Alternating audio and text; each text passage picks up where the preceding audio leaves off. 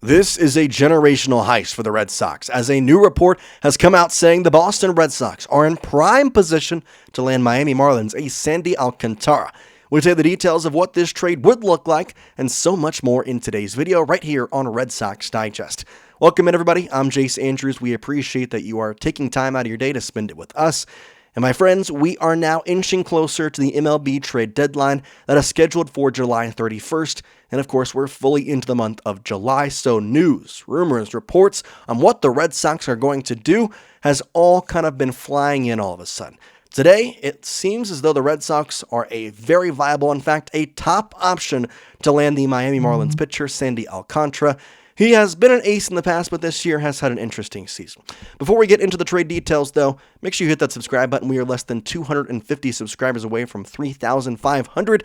I'd certainly appreciate it if we could get there by the end of the week. So if you're new here, we're covering the Boston Red Sox 365 days a year. So make sure you do not miss any news, rumor, or report coming out of Beantown.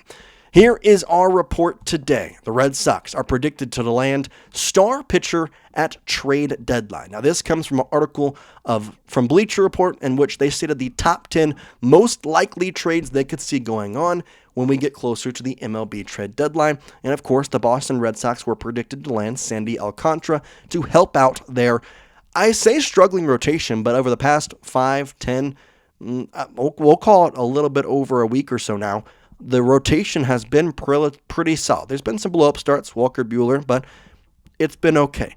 And the reason they can be buyers is because what they have been doing over the past month now. They've gotten themselves back over 500. 46 and 45.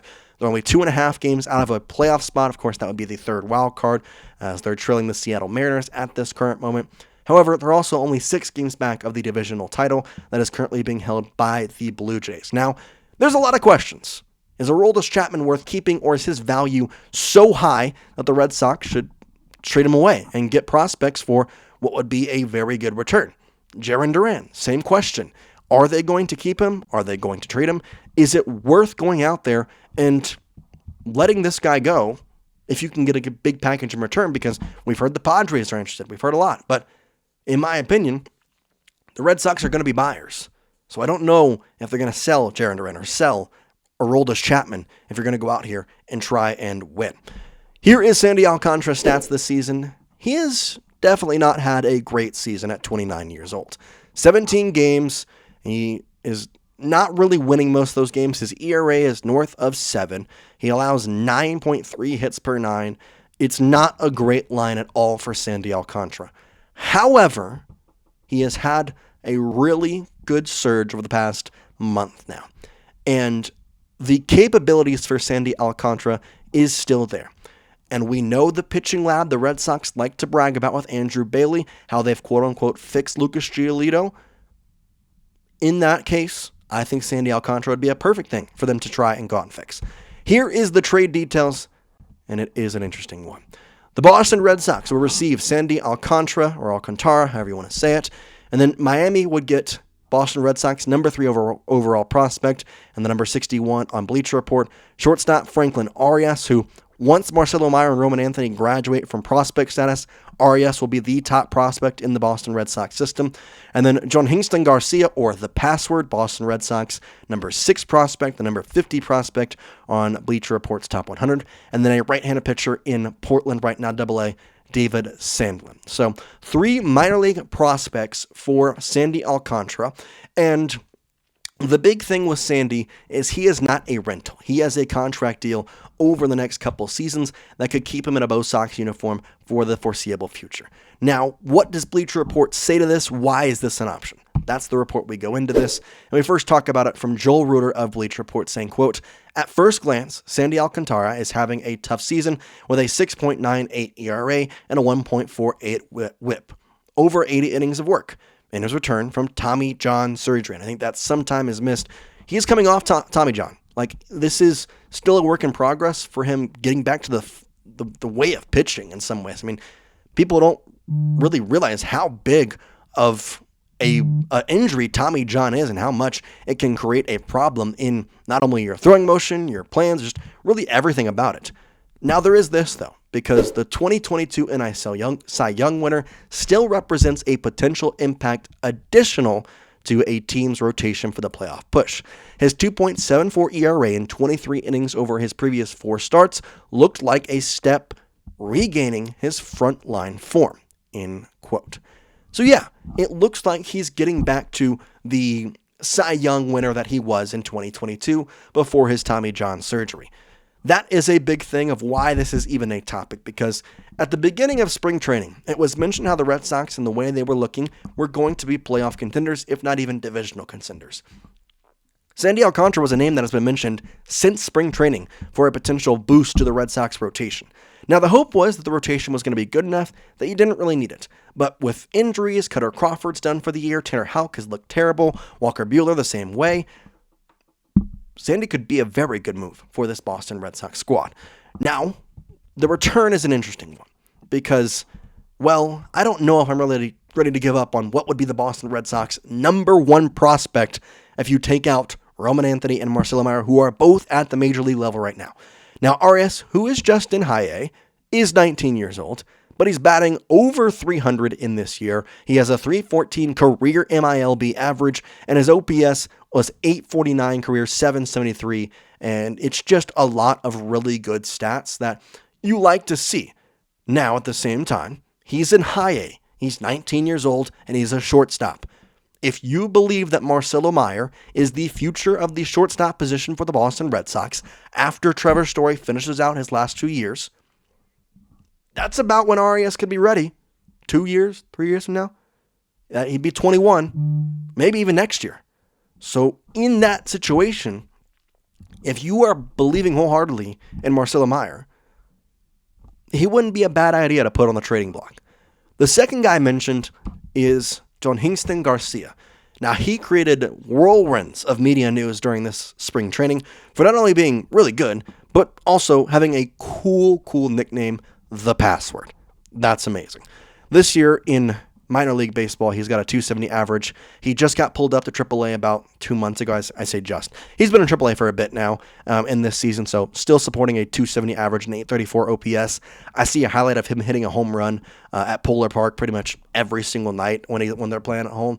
He is a very, very good baseball player. At 22 years old, he's an outfielder that has a lot of potential.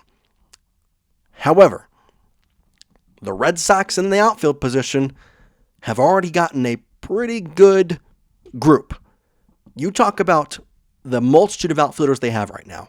And again, there might be a trade, so this could potentially be outdated in a month from now. But as of right now, Jarren Duran, that's a really good player. He's an All-Star MVP last year. Then from there, Bleacher Report, having a career year and leads the Red Sox in home runs. That's pretty good. Ceddanne Rafaela, who over the past month is batting over 300, is the best center fielder in all of the MLB, and quite frankly, is starting to look like the guy that we wanted when we extended him. When we extended him last year, this was the guy we expected to see, and he has been lighting a storm on fire, and I love it. And that's just the starters. You talk about Rob Refsnyder, who kills lefties and plays DH and can also play right field, left field, whatever you want him to play. Masataka Yoshida. I don't know that he's going to be a great fielder, but he's also in that outfield depth chart. I don't see his place for Jhostynxon Garcia, the password. It just doesn't, there's nowhere for him to play right now, or frankly, anytime in the next future. Because Roman Anthony's got 6 years here with the Boston Red Sox. Ceddanne Rafaela got like 5 years left on the extension that he signed last year. Jarren Duran, again, we could either trade him, in which he will be gone, obviously, and Bleacher Report would take that spot, who was a rookie last year, so 5 years left of him. Or if you don't trade him, he's still on here until I think the end of the 2027 season, so the next 2 years after this. There's no spot for Jhostynxon Garcia. So I think that is another reason why that guy will be potentially a trading piece for the Boston Red Sox. And the last guy I want to talk about is David Sandlin. 4-4 this year with a 3.84 ERA. He's a good prospect, 24 years old. He was an 11th overall draft pick for Kansas City. There's nothing like big or bad about him. Like it's an extra prospect to add in. It's a pitcher that you can give to the Miami Marlins to help them out. Quite frankly, the Miami Marlins are not a good organization. It may take less than that. I would offer them first. Here is Jhostynxon Garcia and David Sandlin for Sandy Alcántara. This guy has a 7 ERA. You're really going to get that much for that guy. And if they say no, then maybe you add a little more. Franklin Arias can be put in there, stuff like that. Because I'm more content on moving Franklin Arias from shortstop or keeping Marcelo Mayer at third, moving those two guys around a little bit more intangible in the infield. even moving one to the second. The outfield position is full, and with Jhostynxon Garcia being a MLB type level ready guy, I think, I don't know that it's worth it to keep him because he's not going to play next year. And quite frankly, I don't know when there's a future time where I see him coming up and playing consistent baseball for the Boston Red Sox rather than Worcester. So for that reason, I think it's a good trade. Now, the big thing with me and the reason why I believe this is a good trade for the Boston Red Sox is this, and I mentioned it prior. The 29-year-old Sandy Alcántara has a $17.3 million salary for the 2026 season, the upcoming year, and a $21 million club option for the 2027 season. So he is not just a rental. Any return package, though, will need to reflect that remaining control, end quote. Here's where I put it as. This guy has a 7 ERA after Tommy John. He has shown flashes of good, but he still has a 7 ERA. That was good, getting it down to a 7. It was like a 9 for a while. I'm going to the Mariners and saying, hey, we have a lot of prospects. We are a very good farm system. What could we do? What are your asking prices? And try and do a little bargaining and see if you can get him over here. I think he would be a tremendous addition to this Boston Red Sox staff because if you think about the staff that we would have with Garrett Crochet, a Cy Young winner in Sandy Alcántara over next year's season, Lucas Giolito, he seems like he's going to stay for next season on a contract. And then past that, depending on next year, I mean, obviously for this season, it's a combination of Richard Fitz, Walker Buehler, Tanner Houck if he comes back. There's a potential for Hunter Dobbins to be a start. Like they have a lot of options. But also Brayan Bello, I keep forgetting about him. That's 4 starters right there. Garrett Crochet, Sandy Alcántara, Brayan Bello, and Lucas Giolito. Those 4 guys, I'll take any of them. Like that is a great four-man rotation, and that 5th spot can be filled in by anybody. So I think it's a really good trade, but obviously I want to let it be an option for y'all. Would you accept something like this? Is this a trade that you would want to accept? Let me know down in the comment section. I'll show you the trade here once again. If I can pull that up, here it is. Once again, the Boston Red Sox will receive Sandy Alcántara, whatever. And then the Miami Marlins would receive Franklin Arias, Jhostynxon Garcia, and David Sandlin. Is this something that you believe the Red Sox should do / could do? Let me know down in the comment section, but that does it for me here on Red Sox Digest. We appreciate you tuning in to the show, and if you're watching this at the very end, obviously you enjoy the content. So go down there, hit that subscribe button if you are not already, and we'll see you next time here on Red Sox Digest. Peace out, guys.